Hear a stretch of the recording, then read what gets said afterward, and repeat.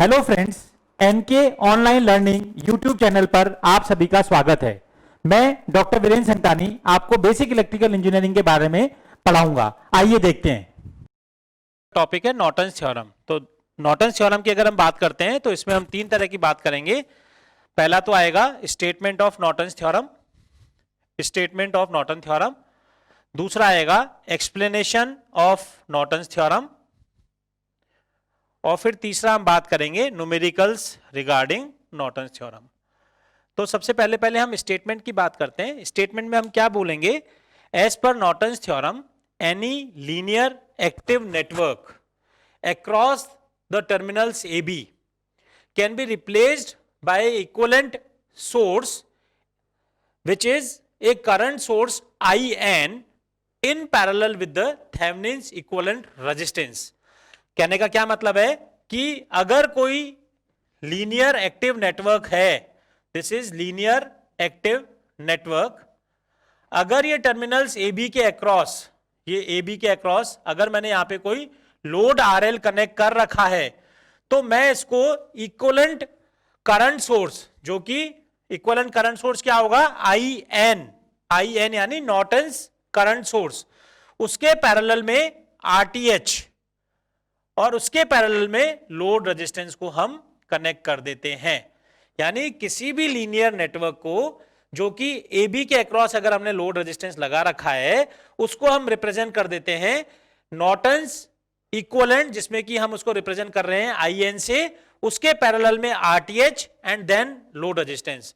तो यहां पे जो ये आई एन है, नॉर्टन्स करंट सोर्स जो है, that is short circuit current across the terminals A B, और जो आरटीएच है, दिस इज जो हमने थेवेनिन इक्विवेलेंट, थेवेनिन थ्योरम में हमने पढ़ा था, थेवेनिन इक्विवेलेंट रेजिस्टेंस कैलकुलेट करते वक्त हम क्या करते थे? सारे के सारे सोर्सेस को उनके इंटरनल इंपीडेंस से रिप्रेजेंट करते थे। तो वही आरटीएच यहां पर है एंड देन लोड रेजिस्टेंस, और उसके बाद हम क्या करते हैं? इस लोड में हम करंट को कैलकुलेट कर देते हैं। तो देखिए, हम एक्सप्लेनेशन की बात कर रहे हैं अब नॉर्टन्स थ्योरम में। एक्सप्लेनेशन में हमने एक सर्किट लिया जिसमें कि एक वोल्टेज सोर्स हमारा V1 है, ये रेजिस्टेंस R1, R2, R3, और यहाँ पे जो है लोड के अक्रॉस जो हमारा ए बी जो टर्मिनल्स हैं, इसके अक्रॉस हमने लोड रेजिस्टेंस लिया है RL। तो देखिए क्या कहती है नॉर्टन्स थ्योरम कि पहले तो हम इसमें क्या करें? नॉर्टन्स करंट फाइंड आउट करें, IN। तो नॉर्टन्स करंट फाइंड आउट करने के लिए स्टेप 1 में हम क्या करेंगे? देखिए कि ये जो वोल्टेज सोर्स था, ये हमारा ऐसे का ऐसा ले लिया हमने V1, ये रेजिस्टेंस R1 ऐसा का ऐसा ले लिया, ये रेजिस्टेंस R3 ऐसा का ऐसा आ गया, ये रेजिस्टेंस R2 ऐसा का ऐसा आ गया। यहाँ पे नॉर्टन्स करंट कैलकुलेट करने के लिए हमने इसको शॉर्ट कर दिया, और इस करंट को हम बोलेंगे IN, या इसी को हम बोलते हैं कई बार ISC, that is short circuit current. तो ये शॉर्ट सर्किट करंट की वैल्यू हमें कैलकुलेट करनी है। तो इसके लिए मैं क्या करूंगा? देखिए, नोडल एनालिसिस से इसकी करंट की वैल्यू निकाल लेता हूं कि मैं सबसे पहले नोडल एनालिसिस में क्या है, ये एक नोड हो गया A, ये एक नोड हो गया B, इसको मैंने रेफरेंस ग्राउंड कर दिया, दैट इज 0, और इसके रेस्पेक्ट में इसका वोल्टेज मैंने बोल दिया V1। तो अगर मैंने इसका वोल्टेज V1 बोला, तो नोडल एनालिसिस में हम क्या करते हैं? KCL लिखेंगे। अब तो KCL क्या होगी? करंट्स दूर जाती हुई। तो ये करंट दूर जाती हुई क्या आएगी? या मैं यहाँ पे क्योंकि V1 दिया हुआ है, तो मैं इसको V1 ना बोल के इसको VX बोल देता हूं। तो करंट क्या आ जाएगी? VX minus V1 upon R1, plus ये वाली करंट क्या आ जाएगी? Vx माइनस 0 अपॉन R3, और ये वाली करंट क्या आ जाएगी? प्लस का Vx minus 0 upon R2 equal to 0। तो देखिए, ये अगर मैंने यहाँ पे अगर नोडल एनालिसिस से इक्वेशन लिखी, तो जो मैं IN या ISC की बात कर रहा हूं, वो करंट क्या है? वो current Vx minus 0 upon R2 ये। तो मैं क्या बोल रहा हूं? IN करंट क्या आ गई? Vx upon R2। तो ये हमारा आ गया नॉर्टन करंट या शॉर्ट सर्किट करंट। तो ये तो हो गया हमारा स्टेप 1। स्टेप 2 में हम क्या करेंगे? जो हमारा लोड रेजिस्टेंस था, उसके अक्रॉस हम थेवेनिन इक्विवेलेंट रेजिस्टेंस कैलकुलेट करेंगे। तो स्टेप 2 की जब मैं बात कर रहा हूं, तो थेवेनिन इक्विवेलेंट रेजिस्टेंस कैलकुलेट करने के लिए हम क्या करेंगे? इसको तो ओपन कर देंगे इन टर्मिनल्स को, ये जो हमारे टर्मिनल्स हैं A और B, और यहां से हम देखेंगे ये आरटीएच रेजिस्टेंस होगा। तो ये R2 रेजिस्टेंस तो ऐसा का ऐसा ही आ जाएगा, this will be R2, then this will be R3, यहां से ये टर्मिनल हो गया B, ये रेजिस्टेंस हमारा एज इट इज आ जाएगा R1। ये वोल्टेज सोर्स जो था वो हमने इसको शॉर्ट कर दिया। तो यहां से मैं देख रहा हूं रेजिस्टेंस RTH, तो RTH क्या आ जाएगा? देखिए, RTH आ जाएगा ये जो है जहां R1 और R3 जो है दोनों रेजिस्टेंस आपस में पैरेलल में हो जाएंगे और इन दोनों का पैरेलल कॉम्बिनेशन इसके सीरीज में हो जाएगा, यानी R2 plus R1 parallel R3, तो ये हमारा हो गया RTH।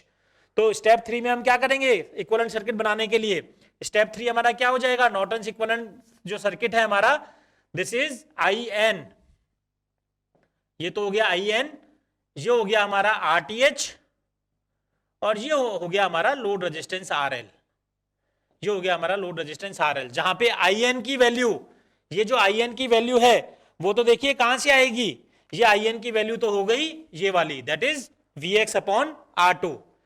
RTH की वैल्यू कौन सी है, ये वाली, और RL क्या है, हमारा लोड रेजिस्टेंस है। तो इन दोनों में जो है क्या हो जाएगा, दोनों पैरेलल में है। हमारा क्वेश्चन क्या आएगा कि लोड में करंट कैलकुलेट करो, तो वो हम करंट डिवीजन रूल से जो है उसको हम कैलकुलेट कर लेंगे, जो कि हम अभी आगे न्यूमेरिकल्स में और देखते हैं। तो नॉर्टन्स थ्योरम की हम बात कर रहे थे, देखिए क्वेश्चन से और इसको देखते हैं। Find the current in 24 ohm resistance, इस 24 ओम रेजिस्टेंस में हमें करंट कैलकुलेट करनी है यूजिंग नॉर्टन्स थ्योरम। तो नॉर्टन्स थ्योरम क्या कहती है कि सबसे पहले तो नॉर्टन्स करंट हम फाइंड आउट करें, तो उसके लिए हम क्या करेंगे, स्टेप फर्स्ट में Norton equivalent current find out करने के लिए हम क्या करते हैं, देखिए सर्किट अपना बन जाएगा प्लस माइनस 60 वोल्ट, ये 3 ओम का रेजिस्टेंस ऐसे का ऐसा है, ये 12 ओम रेजिस्टेंस, ये 6 ओम का रेजिस्टेंस, और जहां पे करंट फाइंड आउट करनी है जिस रेजिस्टेंस में, उसको हमने शॉर्ट कर दिया और इस करंट को हम बोलेंगे Norton's current, that is IN। तो हमें ये IN की वैल्यू हमें कैलकुलेट करनी है। तो कैसे करेंगे, देखिए इस सर्किट में मैं नोडल एनालिसिस लगा देता हूं कि एक नोड तो मेरा कौन सा है, एक नोड तो मेरे को ये दिख रहा है कि ये वाला नोड है जिसको मैंने नोड बोल दिया A, और ये नोड जो है इसको मैंने बोल दिया नोड B। जैसा कि नोडल एनालिसिस में हमने देखा था कि सबसे पहले आइडेंटिफाई द नोड्स, तो नोड्स आइडेंटिफाई कर दिए, इसको हमने रेफरेंस नोड बना दिया, 0 बना दिया। सेकंड स्टेप में हमने इसको ये कर दिया कि इसका नोड वोल्टेज 0 हो गया। थर्ड स्टेप में हम करते थे कि इसको नोड्स को वोल्टेजेस असाइन करते थे, तो नोड वोल्टेज मैंने इसको बोल दिया दिस इज सपोज V1, तो ये थर्ड स्टेप हो गया। और चौथे स्टेप में हम क्या करते थे, KCL लिखते थे, किरचॉफ्स करंट लॉ, और किरचॉफ्स करंट लॉ लिखते वक्त हम क्या बोलते थे कि करंट्स हमेशा नोड से दूर जाती हुई करंट्स होंगी। तो देखिए अगर मैं KCL एट नोड A की बात करता हूं, that is KCL eight node A, तो हमारा क्या आएगा, V1 minus 60 divided bye 3, V1 minus 60 divided bye 3 plus V1 minus 0 divided bye 12, V1 minus 0 divided bye 12 plus ये कितना हो जाएगा, V1 माइनस 0 डिवाइडेड बाय 6, यानी V1 minus 0 divided by 6 equal to 0। तो इसमें अगर मैं LCM लूंगा तो ये आ जाएगा 12 का ये हो जाएगा 4, that is V1 minus 60 plus V1, और ये हो जाएगा अपना प्लस का 2V1 इक्वल टू 0। तो इसको अगर मैं सॉल्व करूंगा तो 4V1 और 4 और 1 5 और 2 7V1, तो ये तो हुआ 7V1, और ये हो जाएगा 4 इंटू 60 यानी माइनस 240, तो दिस बिकम्स इक्वल टू 240। तो हमारे इससे V1 की वैल्यू क्या आ जाएगी, 240 डिवाइडेड बाय 7। तो 240 डिवाइडेड बाय 7 को अगर मैं सॉल्व करता हूं तो 240 डिवाइडेड बाय 7 ये आपका वोल्टेज आ जाएगा 34.3 वोल्ट्स। तो V1 मेरे पास आया 34.3 वोल्ट्स। करंट क्या थी, करंट इन हमें क्या करना था, नॉर्टन्स करंट फाइंड आउट करनी थी। नॉर्टन करंट कौन सी थी, IN करंट क्या आएगी, देखिए V1 माइनस 0 डिवाइडेड बाय 6, तो V1 मैंने कैलकुलेट कर दिया है, दैट इज 34.3। तो IN इससे क्या आएगा, IN will be V1 minus 0 divided by 6, यानी 34.3, V1 की वैल्यू माइनस 0 डिवाइडेड बाय 6, यानी हमारा IN क्या आ जाएगा, 34.3 डिवाइडेड बाय 6। और अगर मैं इसको सॉल्व करता हूं 34.3 डिवाइडेड बाय 6 को, तो ये निकल के आएगी करंट जो है हमारी 5.72 एम्पियर। तो पहले स्टेप में हमने क्या कर दिया, नॉर्टन्स करंट कैलकुलेट कर दी, in which Norton's current is 5.72 ampere. Second step में हम क्या करते हैं, Thevenin's equivalent resistance find out करना होता है। तो स्टेप 2 में जब मैं बात करूंगा थेवेनिन्स इक्विवेलेंट रेजिस्टेंस की, तो मैं सर्किट को क्या बनाऊंगा कि इसके अक्रॉस RTH कैलकुलेट करूंगा। तो सबसे पहले इसको ओपन कर दूंगा, तो देखिए सर्किट क्या बनेगा, 6 ओम का रेजिस्टेंस यहां पर आएगा, ये जो है यहां पे ये ओपन हो जाएगा, दिस इज A और B, यहां से मैं देखूंगा दिस विल बी RTH, तो ये 6 ओम ऐसा का ऐसा आ गया। ये 12 ओम ऐसा कैसा आ गया, दिस विल बी 12 ओम। फिर ये 3 ओम ऐसा कैसा आ जाएगा सर्किट में, दिस विल बी 3 ओम। और इस वोल्टेज सोर्स को मैं क्या कर दूंगा, शॉर्ट कर दूंगा। तो मैंने इसको शॉर्ट कर दिया और यहां से मैं सर्किट को देखूंगा कि आरटीएच क्या होगा। तो जब हम यहां से देखेंगे तो 6 ओम के साथ में ये 3 और 12 आपस में क्या होंगे, पैरेलल में। तो हमारा आरटीएच कुल क्या निकल के आएगा, देखिए आरटीएच हमारा आ जाएगा 6 + 3 पैरेलल 12, 3 पैरेलल 12 यानी 36 डिवाइडेड बाय 15। तो ये हमारा आ जाएगा RTH equal to 6 + 36 divided by 15। तो 36 डिवाइडेड बाय अगर मैं 15 करता हूं तो ये बनेगा 2.4 और 2.4 के साथ में 6 यानी आरटीएच हमारा आ जाएगा 8.4 ओम। तो सेकंड स्टेप हमारा आ गया, RTH will be 8.4 ohm. First step में हमारी करंट आ गया था, सेकंड स्टेप में हमारा आरटीएच आ गया। तो देखिए अब मैं सर्किट यहां पे बना लेता हूं ऊपर कि नॉर्टन्स करंट तो कितनी आ गई, 5.72 एम्पियर। और यहां पे जो आरटीएच है उसकी वैल्यू देखिए कितनी आ गई, 8.4 ओम। और जो हमारा लोड रेजिस्टेंस था जहां पे हमें करंट कैलकुलेट करनी थी वो क्या था, 24 ओम। तो ये 24 ओम जो है वो इसके सीरीज पैरेलल में आ जाएगा। तो ये आपका आ गया 24 ओम। तो यानी 5.272 एम्पियर जो करंट आ रही है वही इन दोनों में स्प्लिट होगी डेफिनेटली। और मुझे करंट कहां कैलकुलेट करनी है, 24 ओम रेजिस्टेंस में। तो इसमें मैं क्या मेथड अप्लाई करूंगा, current division rule. Current division rule क्या करता है कि मैंने अगर इसमें करंट जो है I1 बोली, इसमें करंट मैंने I2 बोली, तो यहाँ पे करंट डिवीजन रूल से क्या आएगा, I1 upon I2 equal to I2 के साथ वाला रेजिस्टेंस ऊपर आ जाएगा यानी 8.4 अपॉन I1 के साथ वाला रेजिस्टेंस नीचे आएगा यानी 24। तो इससे I1 की वैल्यू क्या हो जाएगी, I1 will be 8.4 divided by, या मैं एक और स्टेप आपको करके बताता हूं इसमें कि I1 upon I2 equal to अगर ऐसा है तो मैं इसको क्या करूंगा, रेशियोज फॉर्मूला जो हमने पढ़ा है, क्या पढ़ा है ratios formula, A upon B equal to C upon D. इसका मतलब होता है A upon A plus B is equal to C upon C plus D. ये रेशियोज फॉर्मूला होता है। A upon B equal to C upon D implies that A upon A plus B equal to D C upon C plus D. यानी दोनों तरफ denominator में क्या कर दिया, दोनों तरफ ऐड कर दिया। तो मैं इसकी कैलकुलेशन इस तरफ कर लेता हूं। क्या कर रहा हूं मैं, देखिए I1 upon I1 plus I2 is equal to 8.4 upon 8.4 plus 24। ठीक है, और ये I1 प्लस I2 किसके बराबर है, देखिए यहां पे करंट I2 और यहां पे करंट I1, ये I1 प्लस I2 किसके बराबर है, टोटल करंट के बराबर है यानी 5.72 के बराबर है। तो इससे अगर मैं I1 की वैल्यू लिखूंगा तो I1 की वैल्यू क्या आ जाएगी, 8.4 upon 8.4 plus 24 multiplied by I1 plus I2। और ये I1 प्लस I2 किसके बराबर है, ये I1 प्लस I2 यहां से क्लियर है 5.72 के बराबर है। तो यहां से अगर मैं करंट कैलकुलेट करूंगा तो वो कितना आएगा, 8.4 अपॉन 24 और 8.4 ये हो जाएगा 32.4 और multiplied by I1 plus I2 that is 5.72। तो अगर मैं इसको सॉल्व करूंगा तो I1 की वैल्यू जो है 8.4 मल्टीप्लाइड बाय 5.72 अपॉन 32.4। तो इससे I1 की वैल्यू जो है वो हमारी निकल के आ जाएगी 1.48 ampere. So this will be the current I1 that is the current through 24 ohm resistance using Norton's theorem. Numerical है, determine the current through 3 ohm resistance by Norton's theorem. 3 ohm resistance कहां पर है, देखिए सर्किट में यहां ये 3 ओम का resistance दिखाई दे रहा है, इसमें करंट आई है, ये हमें कैलकुलेट करनी है यूजिंग नॉर्टन्स थ्योरम। तो जो हमने डिस्कस किया था एज पर Norton's theorem, we have to calculate the current through Norton's theorem we have discussed कि पहले हमें नॉर्टन इक्विवेलेंट सर्किट निकालना पड़ेगा। और नॉर्टन इक्विवेलेंट सर्किट निकालने में सबसे पहले हम करंट का जो सोर्स है उसका इक्विवेलेंट सोर्स निकालते हैं कि नॉर्टन्स के अकॉर्डिंग जो स्टेप 1 की हम बात कर रहे थे कि क्या इक्विवेलेंट करंट सोर्स होगा। तो इक्विवेलेंट करंट सोर्स कैलकुलेट करने के लिए हमें क्या करना पड़ता है, जहां पे भी करंट फाइंड आउट करनी है उन टर्मिनल्स को, मैंने मान लिया कि ये टर्मिनल्स ए और बी हैं, तो ये जो ए बी टर्मिनल्स हैं इनको शॉर्ट करना पड़ेगा और इसकी करंट को हमें शॉर्ट सर्किट करंट या नॉर्टन इक्विवेलेंट करंट हम इसको कहते हैं। तो देखिए क्या करेंगे कि ये अपना 10 वोल्ट का voltage source as it is आ गया, ये जो रेजिस्टेंस है 2 ओम का ये अपने पास ऐसे का ऐसा आ गया, ये 2 ओम का रेजिस्टेंस हमारे पास ऐसा का ऐसा आ गया, ये 10 एम्पियर का करंट सोर्स है, ये 1 ओम का रेजिस्टेंस है और जहां करंट कैलकुलेट करनी थी हमने उसको शॉर्ट कर दिया। इस करंट को हम बोलेंगे ISC या IN, जिसमें कि हम बात कर रहे हैं कि फर्स्ट स्टेप में we have to calculate IN, that is Norton's equivalent current. तो देखिए नॉर्टन्स इक्विवेलेंट करंट या इसी को हम बोल रहे हैं शॉर्ट सर्किट करंट। कैसे कैलकुलेट करेंगे? अगर मैं सर्किट में देखता हूं तो मुझे ये करंट कैलकुलेट करने के लिए सर्किट को देखते ही समझ में आ रहा है कि मैं इस जगह पर जो है नोडल एनालिसिस लगा लेता हूं to calculate this current IN।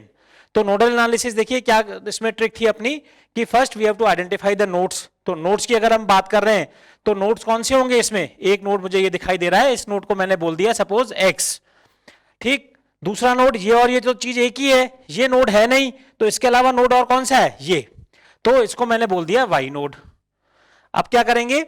इसमें इसको रेफरेंस नोड लेके और इसको ग्राउंड कर देंगे। फिर क्या होता है कि यहां पे हम कुछ वोल्टेज असाइन करेंगे।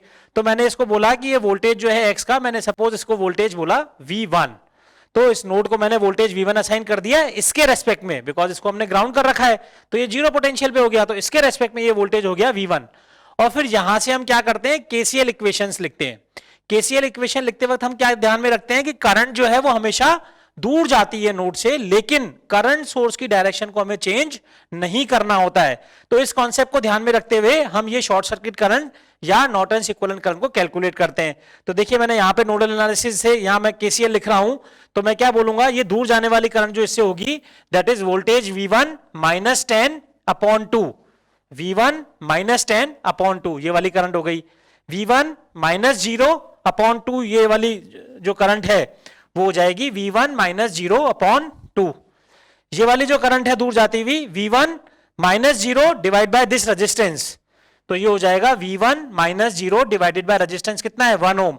और 10 एम्पियर करंट इसके पास आ रही है। मैंने कहा करंट सोर्स की डायरेक्शन को चेंज नहीं करना होता है, इसलिए मैं क्या लिखूंगा? -10 इक्वल टू 0। ये हमारी एक पहली इक्वेशन हो गई।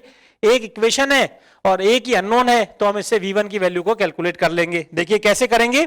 एलसीएम ले लेते हैं पहले, कि यहां मैंने एलसीएम ले लिया। एलसीएम क्या आ जाएगा इसका? 2, तो ये क्या बन जाएगी equation? V1 minus 10 plus V1 plus 2V1 equal to 10। तो ये V1 और 2V1, तो ये तो हो जाएगा 4V1 माइनस 10 इक्वल टू ये आपका जो था यहाँ पे -10 है, तो ये इधर आगे इस तरह से इक्वल टू 10, तो ये हो जाएगा इक्वल टू 20, यानी 4V1 इक्वल टू आपका आ गया 30, यानी V1 की वैल्यू आपके पास आ गई 7.5 वोल्ट। ये आया V1। ये V1 क्या था? नोड का वोल्टेज। हमें क्या कैलकुलेट करनी थी? इसमें करंट। तो इसमें करंट क्या होगी? इसमें करंट है V1 माइनस 0 अपॉन इस पाथ का टोटल रेजिस्टेंस जो कि कितना है? 1 ओम। तो ISC या IN क्या हो जाएगा? V1 माइनस 0 अपॉन 1, यानी 7.5 माइनस 0 अपॉन 1, यानी 7.5 एम्पियर। तो हमारा फर्स्ट स्टेप हमने कैलकुलेट कर लिया। ISC that is short circuit current oblique IN that is Norton's equivalent current that equal to 7.5 ampere. तो हमारा फर्स्ट स्टेप हो गया, we have calculated the short circuit current. Step 2 में हम क्या करेंगे? स्टेप 2 में we have to calculate the Thevenin equivalent resistance across the terminal where we want to calculate the current. So we want to calculate the current through terminals AB. So we have to calculate Thevenin equivalent resistance across terminals AB. तो step second में हम बात कर रहे हैं RTH calculate करने के लिए, Thevenin equivalent resistance कैलकुलेट करने के लिए हम क्या करते हैं? इन टर्मिनल्स को ओपन कर देते हैं। तो देखिए A और B टर्मिनल्स, ये A और B टर्मिनल्स हमने इनको ओपन कर दिया। जो सर्किट में रेजिस्टेंस है ये ऐसा का ऐसा आ जाएगा 1 ओम। करंट सोर्स को हम ओपन कर देते हैं to calculate the RTH। All the sources are replaced by their internal impedances, ये हम पहले भी पढ़ चुके हैं। करंट सोर्स का आइडियल इंपिडेंस इनफाइनाइट होता है, इसलिए इसको ओपन कर देंगे। वोल्टेज सोर्स का आइडियल इंपिडेंस 0 होता है, इसलिए इसको शॉर्ट कर देंगे। तो ये करंट सोर्स था, इसको ओपन कर दिया। देन ये 2 ओम का रेजिस्टेंस ऐसा कैसा आ जाएगा? This is 2 ohm. Then again 2 ohm का रेजिस्टेंस ये ऐसा कैसा आ जाएगा। और जो ये 10 वोल्ट का वोल्टेज सोर्स है इसको अपन ने शॉर्ट कर दिया। और यहां से हम इसको देख रहे हैं और इसको हम बोलेंगे this is RTH that is Thevenin equivalent resistance. तो अगर मैं यहां से देख रहा हूं थेवेनिन इक्विवेलेंट रेजिस्टेंस RTH, तो देखिए कैसे दिखाई देगा? करंट जो यहां आएगी यहां जाएगी नहीं क्योंकि ओपन है, तो जो करंट यहां जो करंट है वो करंट यहां पर आएगी, यहां के करंट स्प्लिट होगी टू पार्ट्स में, 2 ओम और 2 ओम में रेजिस्टेंस में करंट स्प्लिट होगी, क्योंकि रेजिस्टेंस दोनों इक्वल है, तो करंट डेफिनेटली क्या होगी, हाफ हाफ जाएगी। तो मैं अगर यहां से देख रहा हूं RTH, तो क्या होगा, देखिए ये दोनों का कॉम्बिनेशन, क्योंकि ये दोनों पैरेलल में हो गए, तो इन दोनों का कॉम्बिनेशन 2 पैरेलल 2 जो भी आएगा वो इस 1 के साथ में सीरीज में आ जाएगा। तो RTH आपका क्या बन जाएगा, 2 पैरेलल 2 प्लस 1, और 2 और 2 ओम अगर रेजिस्टेंस पैरेलल में है तो इक्विवेलेंट क्या होगा, R1 R2 upon R1 plus R2, यानी 2 into 2 upon 2 plus 2 means 4 upon 4 यानी 1 ओम। तो RTH आपका टोटल कितना निकल के आ जाएगा, ये हो गया 1 प्लस 1 दैट मींस 2 ओम। तो आपका सेकंड स्टेप हो गया that we have calculated the Thevenin's equivalent resistance RTH while to calculate the current in any resistance through Norton's theorem। अब हम क्या करेंगे, नॉर्टन्स इक्विवेलेंट सर्किट बनाएंगे। तो देखिए नॉर्टन इक्विवेलेंट सर्किट में यहां बना देता हूं, इसमें क्या करेंगे, IN जो हमने कैलकुलेट करंट कैलकुलेट किया दैट इज 7.5 एम्पियर। उसके बाद RTH क्या था, देखिए 2 ओम, तो ये 2 ओम का मैंने रेजिस्टेंस यहां बना दिया, और RL जो कि जिसमें करंट हमें फाइंड आउट करनी थी, किसमें करंट फाइंड आउट करनी थी, 3 ओम में, तो 3 ओम मैंने यहां पे इसके जो है पैरेलल में 3 ओम का रेजिस्टेंस लगा दिया। और इसमें जो मुझे करंट कैलकुलेट करनी है I, वो अब अपना काम है कि हम इसको कैसे कैलकुलेट करेंगे। तो देखिए अगर 7.5 एम्पियर करंट यहां से आ रहा है, ये करंट जो है वो 7.5 एम्पियर है, तो मैंने ये बोला यहां पर करंट I है, यहां पे मैंने एज्यूम कर लिया कि ये करंट I1 है। तो अब हमें क्या कैलकुलेट करना है कि what is the value of this I current I, because this I current flows in 3 ohm resistance. तो मैं इसे कैसे कैलकुलेट करूंगा, using current division formula. Current division formula मैंने क्या बताया था, I अपॉन I1। तो जो I1 के साथ वाला रेजिस्टेंस है वो ऊपर आ जाता है, तो I1 के साथ में रेजिस्टेंस देखिए कौन सा है, 2 ओम, तो ये 2 ऊपर आ गया, और I के साथ रेजिस्टेंस कितना है, 3, तो ये आपका 3 नीचे लिख दिया। तो I upon I1 equal to 2 upon 3। इसमें हम क्या लगा देंगे, रेशियोस फॉर्मूला। रेशियोस फॉर्मूला क्या होता है, A upon B is equal to C upon D, implies that A upon A plus B is equal to C upon C plus D। ये ratios formula इसमें हम लगा देंगे करंट डिवीजन फॉर्मूले में, I upon I1 equal to 2 upon 3। तो देखिए मैं यहां इसको सॉल्व कर रहा हूं, ये क्या आ जाएगा, I upon I plus I1 is equal to 2 upon 2 plus 3। तो इसका क्या मतलब हो गया, implies that I is equal to 2 upon 5 multiplied by I plus I1, और यहां से जो है क्या दिखाई दे रहा है, I प्लस I1 कितना एम्पियर है, 7.5 एम्पियर। तो ये कितना हो जाएगा, 2 मल्टीप्लाइड बाय 7.5 अपॉन 5 यानी 15 अपॉन 5 यानी कितना एम्पियर, 3 एम्पियर। तो जो टोटल करंट है इन 3 ohm resistance is 3 ampere using Norton's theorem. Clear. हम ये क्वेश्चन कर रहे हैं, find the current through 3 ohm resistance in the given circuit. क्या करना है, इस 3 ओम रेजिस्टेंस में करंट कैलकुलेट करनी है। इससे पहले अभी इसी क्वेश्चन में हमने नॉर्टन्स थ्योरम अप्लाई करके और क्वेश्चन सॉल्व किया था, एग्जैक्टली यही क्वेश्चन था। और जब हमने इसको सॉल्व किया था तो current in 3 ohm resistance which we have calculated earlier is 3 ampere. हम क्या कर रहे हैं, अब इसी एक क्वेश्चन को अलग अलग थ्योरम से करके देखेंगे। हमने नॉर्टन से अगर इसमें आंसर 3 एम्पियर निकाला है, इसका क्या मतलब है, अगर मैं इसमें थेवेनिन थ्योरम लगाऊंगा तो भी आंसर 3 एम्पियर ही आएगा, सुपरपोजिशन थ्योरम लगाऊंगा तो भी आंसर 3 एम्पियर ही आएगा, नोडल एनालिसिस लगाऊंगा तो भी आंसर 3 एम्पियर ही आएगा। तो जो अभी हमने नॉर्टन थ्योरम से किया that the current in 3 ohm resistance is 3 ampere, तो मैं क्या कर रहा हूं, इसी क्वेश्चन को फिर से कौन सी थ्योरम से अप्लाई कर रहा हूं, थेवेनिन थ्योरम से इसी क्वेश्चन को कर रहा हूं।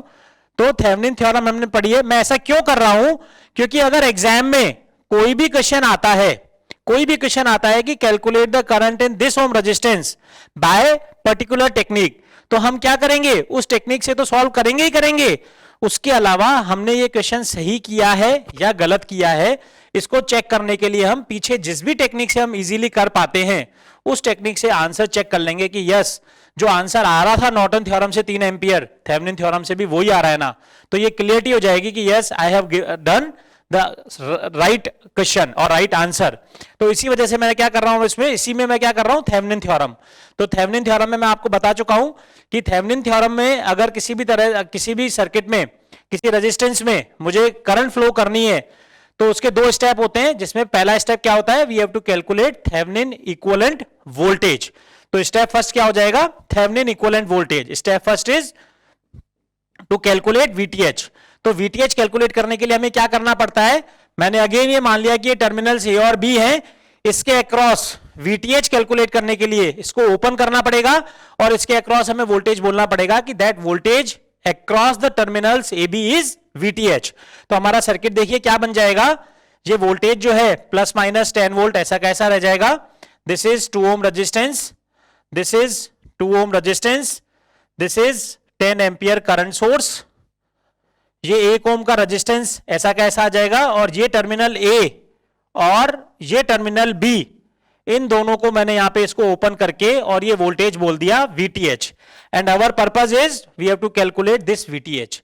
इस VTH को कैलकुलेट करने के लिए मुझे क्या दिखाई दे रहा है, देखिए सर्किट में कि मुझे अगर ये VTH कैलकुलेट करना है, क्योंकि ये ओपन है तो मुझे ये पता है ये ओपन है तो इसमें कोई करंट फ्लो नहीं होगा, अगर इसमें कोई करंट फ्लो नहीं है तो इसके अक्रॉस कोई वोल्टेज ड्रॉप नहीं है, तो अगर ये VTH है तो ये भी VTH है और ये भी VTH है। तो मुझे ये दिख रहा है कि मैं इसको नोडल एनालिसिस से कैलकुलेट करके इजीली VTH की कैलकुलेशन कर सकता हूं। क्यों? क्योंकि मुझे ये दिख गया कि यहां पे मैं इसको नोड X बोल देता हूं और इस वाले नोड को मैं Y बोल देता हूं। और क्या करते थे नोडल एनालिसिस में, पहले नोड्स को आइडेंटिफाई करते थे, नोड्स को हमने आइडेंटिफाई कर दिया, फिर क्या करते थे बॉटम मोस्ट नोड को हम रेफरेंस कर देते थे, रेफरेंस का मतलब इसको हम ग्राउंड पोटेंशियल पे कर देते थे, उसके रेस्पेक्ट में जो दूसरा नोड है हमारा इस सर्किट में उसको हम वोल्टेज असाइन करेंगे और उस वोल्टेज को हम क्या बोलेंगे, देखिए यहां पे भी वोल्टेज VTH है, यहां पे भी वोल्टेज VTH है, तो ये वोल्टेज इसके क्रॉस आएगा, क्योंकि ये तो वोल्टेज कितना है 0, तो यहां पे वोल्टेज क्या आएगा VTH ही होगा जो मैं वोल्टेज असाइन कर रहा हूं। अगर मैंने इसको सपोज V1 किया तो V1 किसके बराबर होगा, एग्जैक्टली VTH के बराबर होगा, तो मैंने इसलिए यहां पे क्या लिख दिया कि इस नोड का वोल्टेज क्या है VTH है। अब इस नोड पर X पर मुझे क्या लगाना है KCL। KCL का क्या मतलब होता है, Kirchhoff's current law. Kirchhoff's current law लगाते वक्त हमें क्या ध्यान रखना होता है कि नोड से हमेशा सारी करंट दूर जा रही है, तो अगर नोड से सारी करंट दूर जा रही है, लेकिन इसमें एक चीज क्या ध्यान रखनी होती है, कभी भी करंट सोर्स की डायरेक्शन को हमें चेंज नहीं करना होता है। तो देखिए मैं यहां पे नोड X पे जो है KCL लगा रहा हूं, that is KCL eight node X। तो KCL अगर अपन लगाएंगे तो इससे दूर जाती हुई करंट क्या हो जाएगी VTH माइनस 10/2, तो ये करंट हो जाएगी VTH माइनस 10/2। ये वाली करंट क्या हो जाएगी, देखिए VTH माइनस 0 डिवाइडेड बाय 2, यानी प्लस का VTH माइनस 0 डिवाइडेड बाय 2, और ये करंट इस नोड की तरफ आ रही है, अगर तरफ आ रही है तो इसको क्या हो जाएगा माइनस 10 इक्वल टू 0। तो ये हमारी एक इक्वेशन है और एक ही अननोन है, तो हम इसको कैलकुलेट कर लेते हैं। देखिए यहां एलसीएम ले लेता हूं मैं, इसका एलसीएम हो जाएगा 2, तो ये बन जाएगी equation VTH minus 10 plus VTH minus 20 equal to 0, यानी 2VTH equal to 2VTH minus 30 equal to 0, implies that VTH equal to 30/2, यानी VTH आपका आ गया 15 वोल्ट। तो मेरा फर्स्ट स्टेप हो गया, I have calculated Thevenin equivalent voltage which is termed as VTH। Thevenin equivalent voltage मैंने calculate कर दिया। अब थेवेनिन थ्योरम के हिसाब से सेकेंड स्टेप क्या होता है, टू कैलकुलेट RTH। तो मैं क्या करूंगा, देखिए स्टेप टू में मैं क्या बोलूंगा, RTH कैलकुलेट करना है। अगर मुझे RTH कैलकुलेट करना है तो क्या करना होता है कि जहां पर भी मुझे करंट फ्लो निकालना था उन टर्मिनल्स को ओपन करेंगे, उसके अक्रॉस जो रेजिस्टेंस होगा उसको RTH बोलेंगे, और सर्किट में जितने भी सोर्सेस हैं उनको उनके इंटरनल इंपेडेंस से रिप्रेजेंट करेंगे। तो देखिए सर्किट क्या बन जाएगा, ये जो है हमारा टर्मिनल A और B, इसको ओपन कर दिया, यहां पे जो रेजिस्टेंस है 1 ओम वाला वो ऐसा का ऐसा आ गया सर्किट में।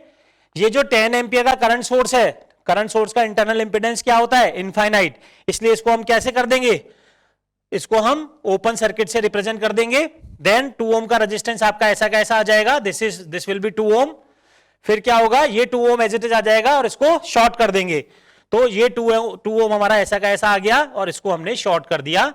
तो ये हमारा सर्किट हो गया, और मैं यहां से जो रेजिस्टेंस देख रहा हूं उसको मैं क्या बोलूंगा, RTH। तो अगर यहां से रेजिस्टेंस देख रहे हैं तो देखिए यहां जो करंट आएगी 1 ओम में, यहां कुछ जाएगी नहीं क्योंकि ये ओपन सर्किट है, तो जो करंट इसमें होगी वो की वो करंट पूरी यहां पर आएगी, और यहां आके करंट स्प्लिट होगी, यानी ये 2 ओम और 2 ओम आपस में कैसे हो गए, पैरेलल में। इन दोनों का पैरेलल का कॉम्बिनेशन इस 1 के साथ में कैसे हो जाएगा, सीरीज में। तो RTH आपका क्या हो गया, देखिए RTH हो गया 2 पैरेलल 2 प्लस 1, यानी आपका आरटीएच क्या हो जाएगा, अगर 2 पैरेलल 2 है तो इक्विवेलेंट क्या होता है, मैं पहले भी बता चुका हूं, 2 multiplied by 2 that is 4 upon 2 plus 2 that is 4, 4 upon 4 becomes 1, तो ये 1 हो गया और ये भी 1 है, तो आरटीएच आपका कितना हो जाएगा, 1 प्लस 1 दैट इज 2 ओम।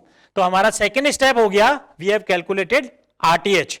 तो थेवेनिन थ्योरम क्या कहती है कि पहले वीटीएच कैलकुलेट करें फिर आरटीएच कैलकुलेट करें, दोनों जब कैलकुलेट हो जाएं तो थेवेनिन इक्विवेलेंट सोर्स में यहां बना देता हूं, देखिए क्या वीटीएच आरटीएच इसके सीरीज में आ जाता है, और जहां पे भी करंट फाइंड आउट करनी है उसको हम बोलते हैं आरएल, ये दोनों जो है इसके सीरीज में आ जाते हैं वोल्टेज सोर्स में। तो ये हो गया वीटीएच, ये हो गया आरटीएच और ये हो गया आरएल। हमारे क्वेश्चन में वीटीएच की वैल्यू कितनी है, वीटीएच 15 वोल्ट है, आरटीएच हमारे केस में कितना है हमने कैलकुलेट किया है दैट इज इक्वल टू 2 ओम, तो ये आरटीएच जो है वो 2 ओम है। हमारे केस में लोड रेजिस्टेंस, लोड रेजिस्टेंस कहां होता, क्या होता है जिसमें करंट कैलकुलेट करनी है, हमारे केस में लोड रेजिस्टेंस कितना है 3 ओम, तो आरएल की वैल्यू कितनी हो गई 3 ओम। तो करंट क्या हो गई इसमें, इन दोनों रेजिस्टेंस में करंट सेम नहीं होगी बिकॉज दोनों क्या है, दोनों सीरीज में कनेक्टेड है। तो मैं कहूं करंट इन 3 ओम रेजिस्टेंस या करंट इन 2 ओम रेजिस्टेंस, तो एक ही करंट होगा और उस करंट को मैं बोल देता हूं आई, तो ये आई करंट किसके बराबर हो जाएगा, VTH upon RTH plus RL, जो कि किसके बराबर है, वीटीएच तो 15, आरटीएच 2 और आरएल 3, यानी 15 अपॉन 5 यानी 3 एम्पियर करंट। तो ये जो करंट है 3 ओम रेजिस्टेंस में, इसकी वैल्यू क्या आ गई 3 एम्पियर। यही क्वेश्चन को हमने नॉर्टन थ्योरम से कैलकुलेट किया था, आंसर क्या आया था 3 एम्पियर। इसका मतलब दोनों तरीके से किए गए क्वेश्चन से अगर आंसर सेम आ रहा है इसका मतलब we have done correct manner. तो देखिए इसी क्वेश्चन को हमने पहले नॉर्टन थ्योरम से किया और करंट फाइंड आउट करी 3 ओम रेजिस्टेंस में कि 3 एम्पियर करंट आई। इसी क्वेश्चन को हमने थेवेनिन थ्योरम से सॉल्व किया तो 3 ओम रेजिस्टेंस में जो करंट आएगी वो 3 एम्पियर ही आई, ये हमने देखा। सेम क्वेश्चन को हम यूज कर रहे हैं यूजिंग सुपरपोजिशन थ्योरम। तो सुपरपोजिशन थ्योरम क्या कहती है, हम पढ़ चुके हैं। सुपरपोजिशन थ्योरम क्या कहती है कि सुपरपोजिशन थ्योरम में के अकॉर्डिंग अगर हमें कहीं पर करंट को फाइंड आउट करना है तो सर्किट में 2 या 2 से ज्यादा अगर सोर्सेज हैं तो we can take one source at a time and other source is replaced by their internal impedance. तो इस सर्किट में देखिए कितने सोर्सेज हैं, 2 सोर्सेज हैं, एक तो 10 वोल्ट का वोल्टेज सोर्स है और एक 10 एम्पियर का करंट सोर्स है। तो हम एट ए टाइम एक सोर्स को कंसीडर करेंगे और दूसरे को उसके इंटरनल इंपिडेंस से रिप्रेजेंट करेंगे और लास्ट में करंट का एल्जेब्रिक सम करेंगे। That is the direction of current is very very important to calculate the current in 3 ohm resistance.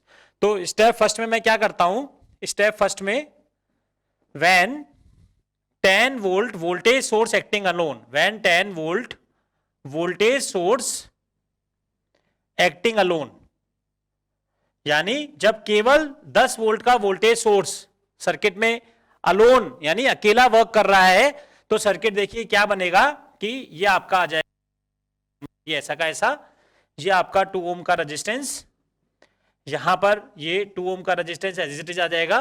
Current source को क्या करना पड़ेगा, ओपन करना पड़ेगा क्योंकि इसका इंटरनल इंपीडेंस इनफाइनाइट होता है, और यहां पे ये 1 ओम का रेजिस्टेंस और यहां पे ये 3 ओम का रेजिस्टेंस जिसमें हमें कैलकुलेट करनी थी करंट। मैंने इसमें मान लिया कि करंट जो है वो I1 करंट फ्लो हो रहा है।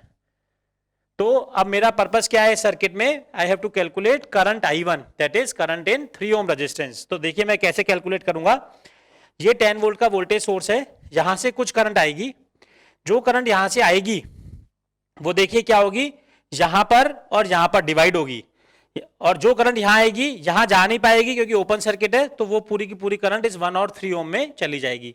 तो इसका क्या मतलब हुआ, ये 1 और 3 जो कि दोनों सीरीज में हो जाएंगे, तो यहां तो हो जाएगा 4 ओम और ये 4 इसके साथ में क्या आ जाएगा, पैरेलल में हो जाएगा इस 2 के साथ में, तो 4 पैरेलल 2, और जो भी कॉम्बिनेशन आएगा वो इस 2 के साथ में सीरीज में आ जाएगा।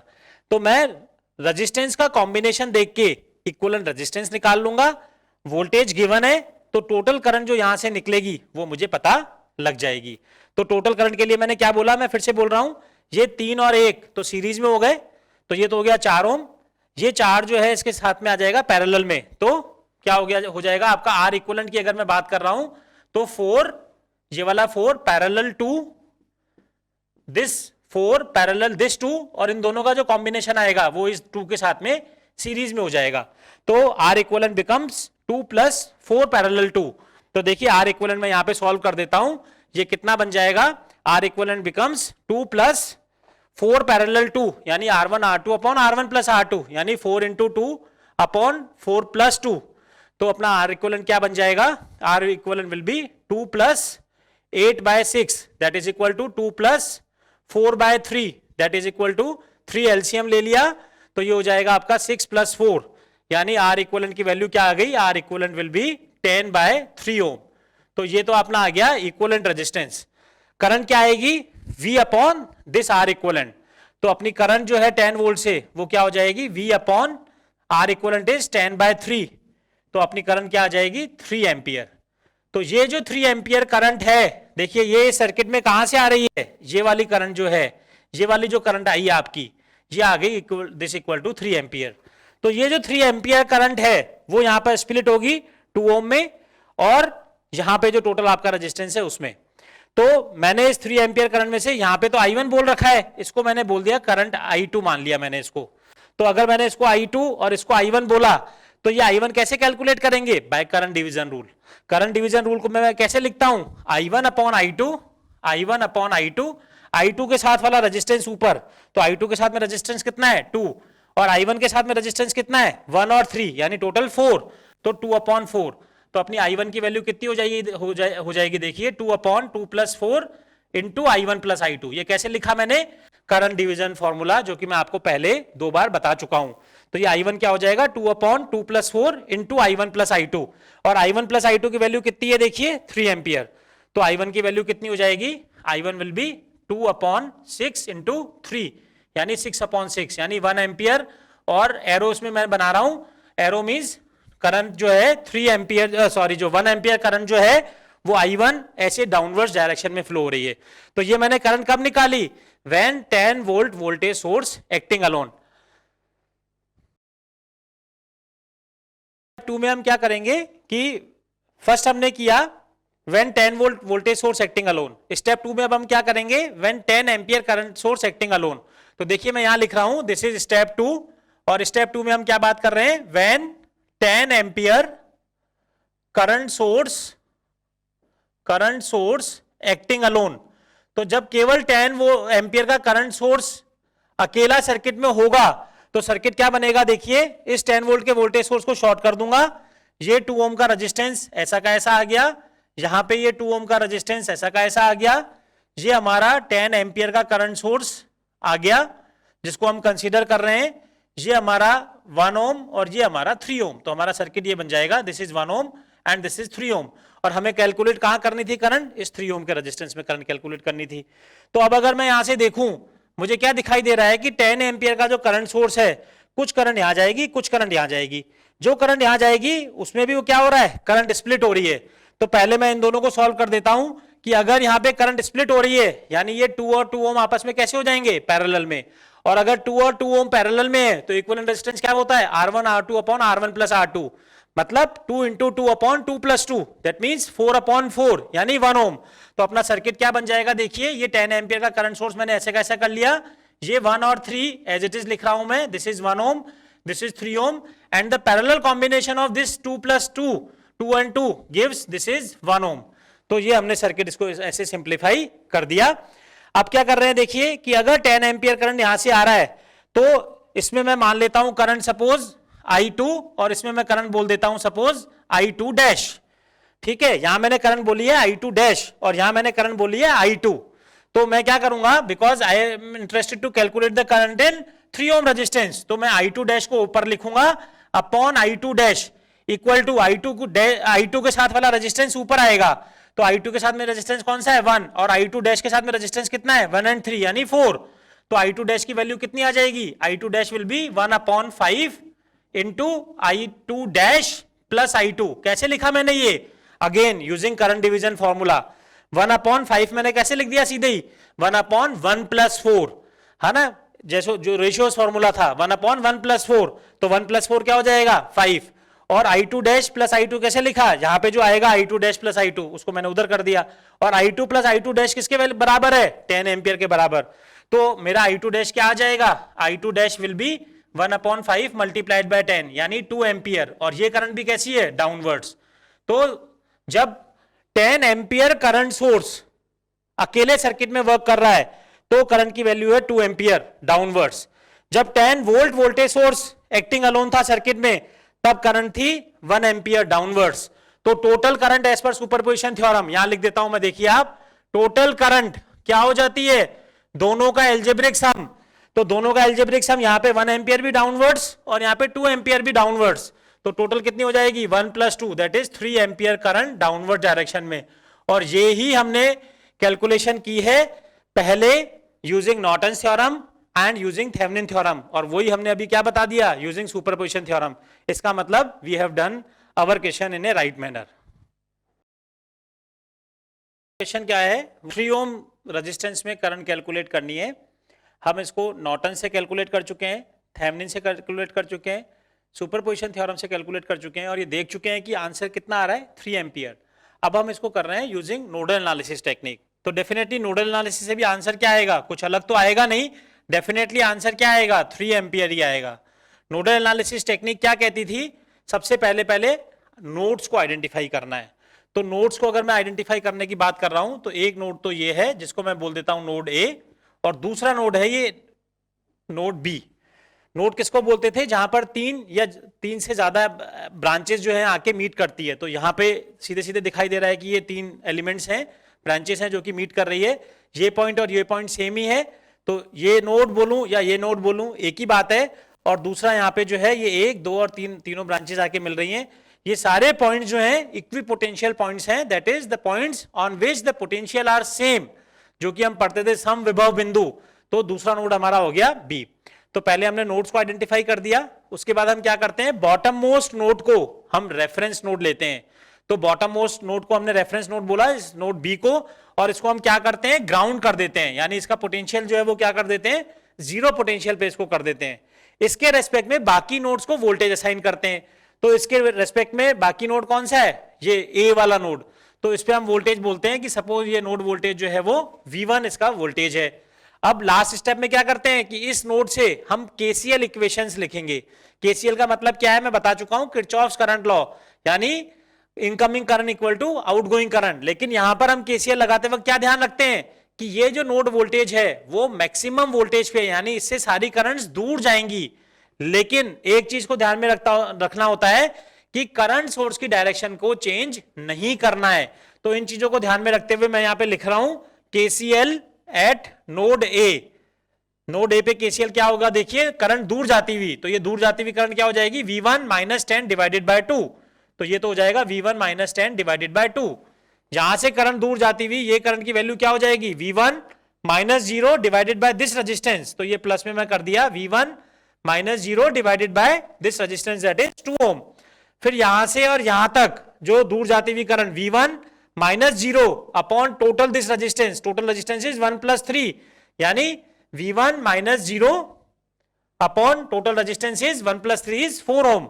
और ये जो 10 एम्पियर करंट है जो मैंने कहा था आपको, इसकी डायरेक्शन को चेंज नहीं करना होता है, इसका एरो अपवर्ड्स है, यानी -10 = 0। तो ये मेरी पहली इक्वेशन हो गई, और इस इक्वेशन में मुझे साफ पता लग रहा है कि एक ही अननोन है और एक ही इक्वेशन है। तो मैं इससे V1 की वैल्यू देखिए कैसे कैलकुलेट करेंगे, एलसीएम ले लेते हैं 4। तो ये क्या बन जाएगा, 2V1 - 20 प्लस 2V1, ये 4 से ये बन जाएगा प्लस V1, और ये बन जाएगा -40 = 0। तो देखिए V1 कितना हो गया, ये 2V1, ये 2V1 4V1, और ये V1 5V1। तो 5 तो हो गया V1 माइनस का 20 और माइनस का 40, यानी माइनस का 60 = 0, इंप्लाइज दैट 5V1 = 60। तो इससे V1 की वैल्यू क्या हो गई, 60 divided by 5 that is equal to 12 volt. तो हमारे पास जो वोल्टेज है, इस नोड का वोल्टेज आ गया V1 that is equal to 12 volt. हमें कैलकुलेट क्या करना था, करंट इन 3 ओम रेजिस्टेंस। तो करंट इन 3 ओम रेजिस्टेंस क्या होगा, V1 - 0 divided by total resistance, वो कितना हो जाएगा 4।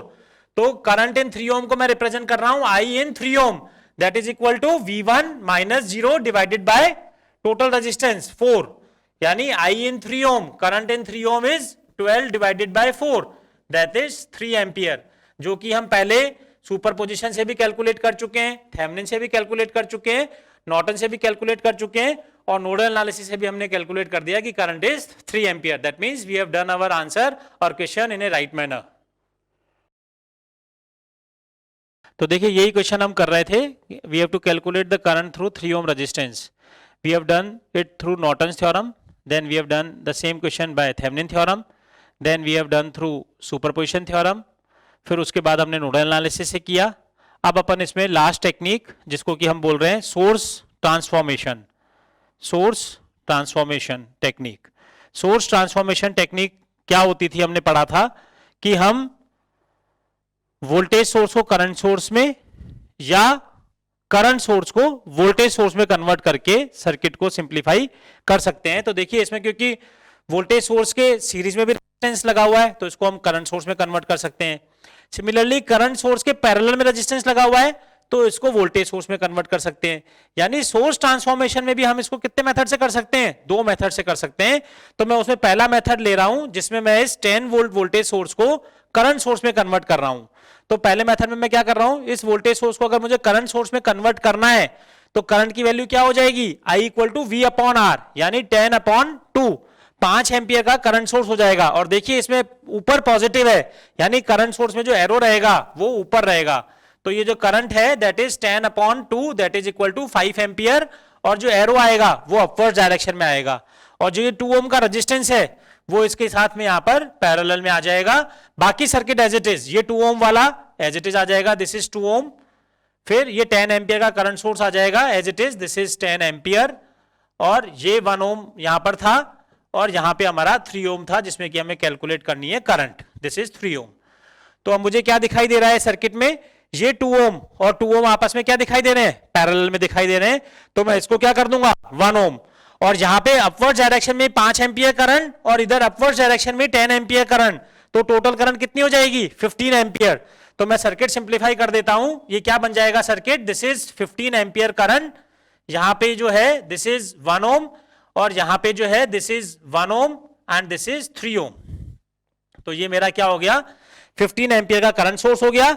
जहां पे इन दोनों का कॉम्बिनेशन 2 और 2 का कॉम्बिनेशन 1 ओम हो गया. और ये 1 और 3 अपने सर्किट में ऐसे कैसे आ गए. तो अब अगर ये 15 एम्पियर करंट यहां आ रही है, मैंने इसमें मान लिया करंट I1 है और इसमें मैंने करंट मान लिया I2 है, तो मुझे कौन सी करंट कैलकुलेट करनी है, I1, because this I1 is the current in 3 ohm resistance. तो इस I1 को मैं कैसे कैलकुलेट कर देता हूं, करंट डिवीजन रूल से कैलकुलेट कर लेता हूं. I1/I2, I2 के साथ वाला रेजिस्टेंस, I2 करंट किसमें थी, 1 ओम में, तो यहां पे 1 तो आ जाएगा ऊपर. और I1 में करंट कितनी है, देखिए I1 में करंट के साथ में रेजिस्टेंस कितना है, 4 ओम का. तो यहां पे जो है 4 ओम का रेजिस्टेंस आ जाएगा. तो इससे I1 की वैल्यू क्या आ जाएगी, 1/1 + 4 और इनटू में I1 + I2. कैसे लिखा मैंने ये, यूजिंग रेशियोज फॉर्मूला जो कि हम पहले डिस्कस कर चुके हैं. तो इससे I1 की वैल्यू क्या आ जाएगी, 1/5 इंटू I1 + I2 किसके बराबर है, 15 एम्पियर के बराबर. तो 15/5 यानी 3 एम्पियर, जो कि हम पहले भी सब टेक्निक्स लगा के, Norton's, Thevenin's, superposition, nodal analysis, और अब फाइनली हमने क्या लगाया, सोर्स ट्रांसफॉर्मेशन, उससे भी हमारा आंसर क्या आ गया, 3 एम्पियर. यानी we have done our question in a right manner. तो इसमें मैंने आपसे डिस्कस किया था जब सोर्स ट्रांसफॉर्मेशन की बात कर रहे हैं कि हमने पहले मेथड में क्या किया कि हमने इसको किसको, वोल्टेज सोर्स को करंट सोर्स में कन्वर्ट किया. इसी का ही दूसरा मेथड भी हम देख लेते हैं. इसी के दूसरे मेथड में हमें क्या करना पड़ेगा, इस करंट सोर्स को वोल्टेज सोर्स में भी कन्वर्ट किया जा सकता है. तो अगर मैं इस करंट सोर्स को वोल्टेज सोर्स में कन्वर्ट करूंगा तो मैं इसी में ही क्या बोलूंगा, method 2 of source transformation. Method 2 में मैं क्या बोलूंगा, इस वोल्टेज सोर्स को मैं ऐसे कैसे ही रखूंगा, दिस इज ±10 वोल्ट. ये 2 ओम का रेजिस्टेंस ऐसा का ऐसा आ जाएगा. और यहां पे क्योंकि देखिए एरो अपवर्ड्स है, तो मैं V = IR जब करूंगा तो 10 × 2 यानी 20 वोल्ट का वोल्टेज सोर्स, और ये 2 ओम का रेजिस्टेंस किस में आ जाएगा, सीरीज में आ जाएगा. तो 20 वोल्ट और 2 ओम, तो मैं कैसे करूंगा, this is 2 and this is 20 volt, plus minus ऊपर आएगा इसमें 20 वोल्ट. ठीक, तो ये 20 वोल्ट कर दिया और ये 2 ओम का रेजिस्टेंस यहां पे लिख दिया, और बाकी सर्किट ऐसा कैसा ही हो जाएगा, this is 1 and this is 3. तो ये जो है ये 1 ओम एंड दिस इज 3 ओम.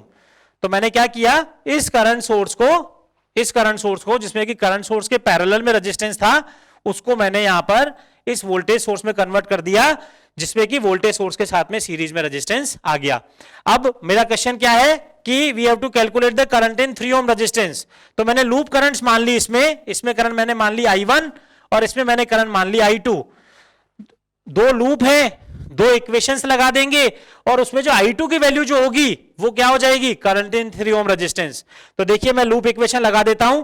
अगर इसमें करंट I1 है तो this 2 and 2 becomes 4I1, minus में जाएगा 2I2, प्लस में मैं एंटर हो रहा हूं तो मैं +20 लिख रहा हूं, +20, और माइनस में एंटर हो रहा हूं तो -10 लिख रहा हूं, इक्वल टू 0। तो इससे क्या इक्वेशन बन जाएगी, 4I1 minus 2I2 equal to minus का 10। ये तो हो गई मेरी इक्वेशन नंबर 1। इक्वेशन नंबर 1 तो मैंने क्या लगा दिया, इस लूप में इक्वेशन लगा दिया।